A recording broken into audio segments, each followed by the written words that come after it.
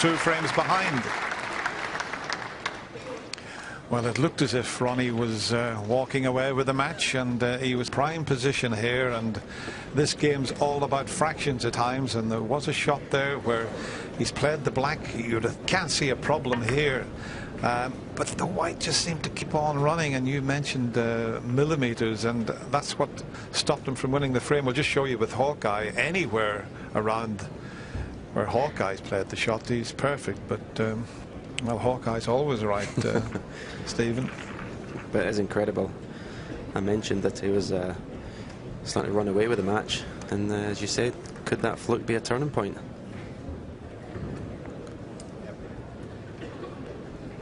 Yes, we're always keen to see if there are going to be any turning points, and I wonder if that stroke of luck from Ding late in the frame could be classified as that. Yeah, monstrous fluke, and you know, it's quite funny as a snooker player.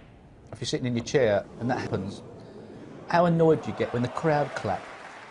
You know, and you're wondering, you're sitting there thinking, I mean, did they clap because they thought it was a good shot? Are they clap because they're Ding Junhui supporters? Do they just not know the game? Or is it just the excitement of it? And you're sitting there winding yourself up. Stewing. Yes. John, what's your reading of how this match is now poised? Well, if they'd gone 5-1, I thought it was all over, to be perfectly honest with you. I mean, obviously he's a strong favourite 4-2 up, but sometimes that can just be a spark for the other player. I mean, he's not really been at his best in Junhui today. But he's still in it at 4-2. He's very much in the match. Frame 7.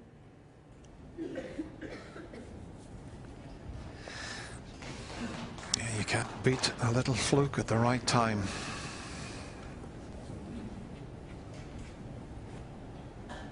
It's funny listening to Steve Davis talking about the crowd clapping. Did they clap for fluke? A good shot. Supporters. I think it's just because of the way the ball went in the pocket. They thought, let's give a round of applause.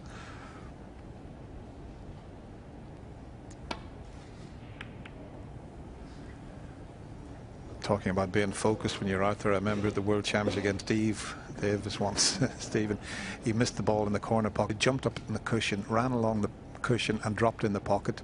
Crowder up in arms, and Steve walked around the table as if nothing had happened and just layered up. Focused.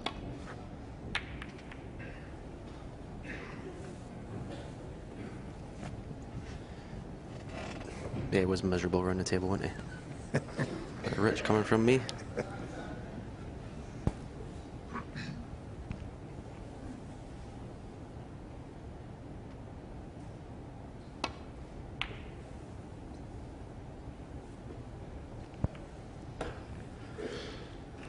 That's a very safety shot.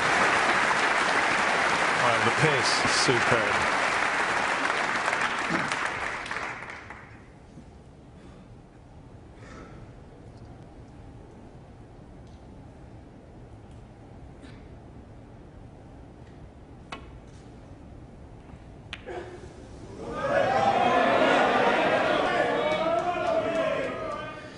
That shows the advantage of getting that white tight on the baulk cushion. Forces a mistake from Ding.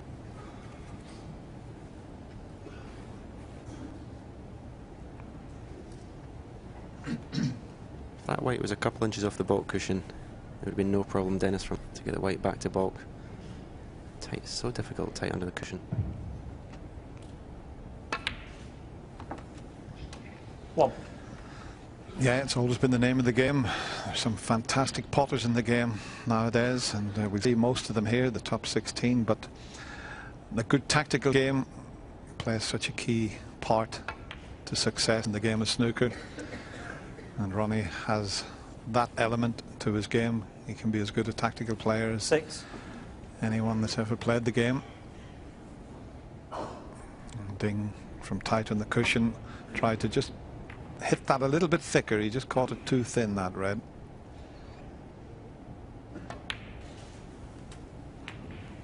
Seven.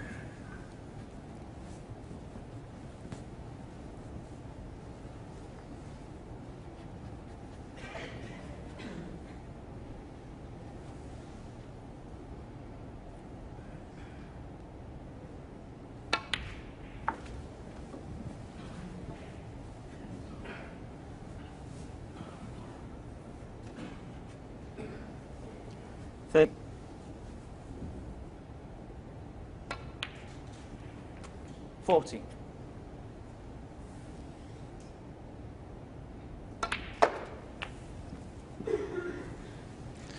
Has he done it again? We're talking about millimetres, and it looks as if he's landed on the red again. 21. Look at that. That's the end of break. So, once again, fractions making all the difference. I think he was hoping to just nudge that red, or even maybe not hit it as hard. Ronnie O'Sullivan, 21. Why can't he get past the blue to that red up the other end of the table? Ronnie had no shot on there. That was all he could do. But is there a path through? Well, to play a safety shot off this red. Don't know if he can see enough of it to cut it in, but I think he can see enough of it to play safe.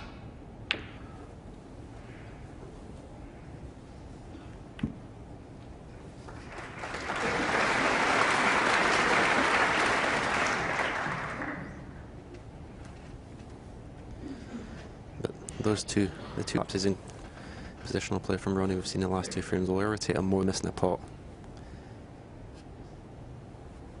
It's so often in pinpoint position every single shot.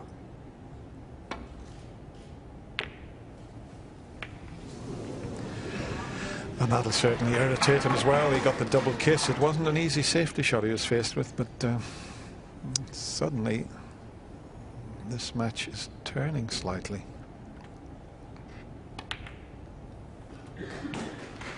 Well, it's not as bad as it looks. I thought he was going to be fully hampered there, but he can get past the red to the queuing angle.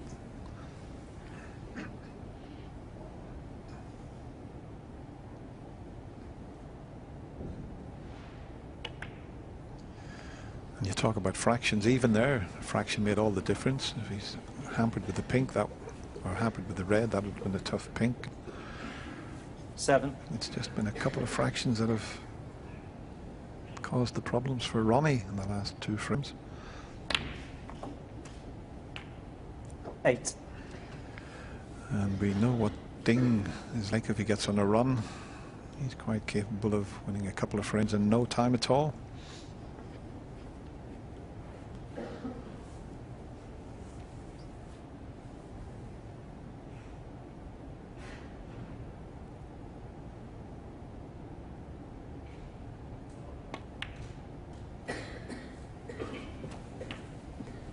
That's a nice shot there, Stephen, isn't it, to try and get the black into play. Just that one simple, it looked quite easy, that positional shot, but he's 40. left himself where he can pot this and leave the black on.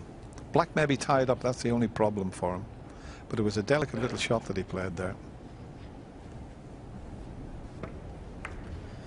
Yeah, you're right. I don't think he'll play for the black, and I think those two reds are just hampering it.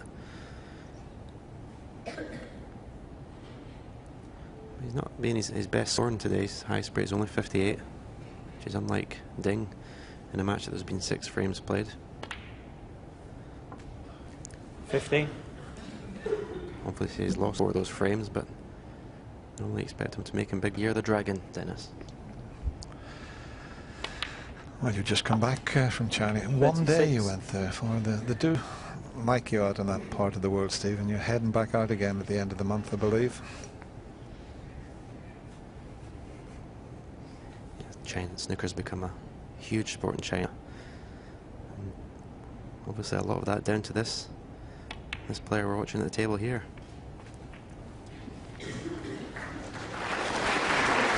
Yeah, about 6 months ago I had the pleasure of playing in Hainan, where the World Open is going to, and I went out for a meal with Ding and his sponsors, and he was mobbed. The village we went to, the whole village came out to see him. 43. On the table now, he seems a lot more positive. 58. His positional plays better than it has been so far in the match. We've got a game in our hands.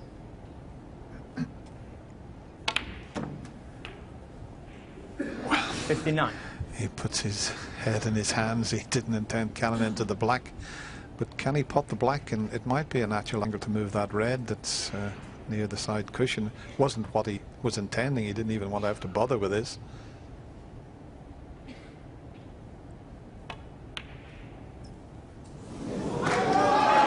JUNHUI, 59. This is a big pocket. If Ronnie wishes to take the red up the cushion where the black is finished, So that unexpected cannon where Ding looked as if he was going to take the frame and get back to In the right centre.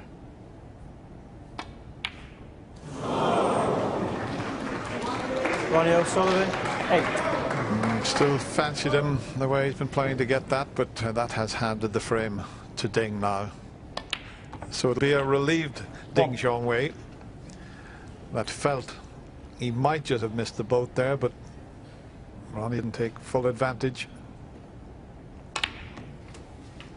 It's funny there. I'm sure Ronnie was going to concede, but he's just remembered we all get fined if we concede when there's still enough 8. points to win the.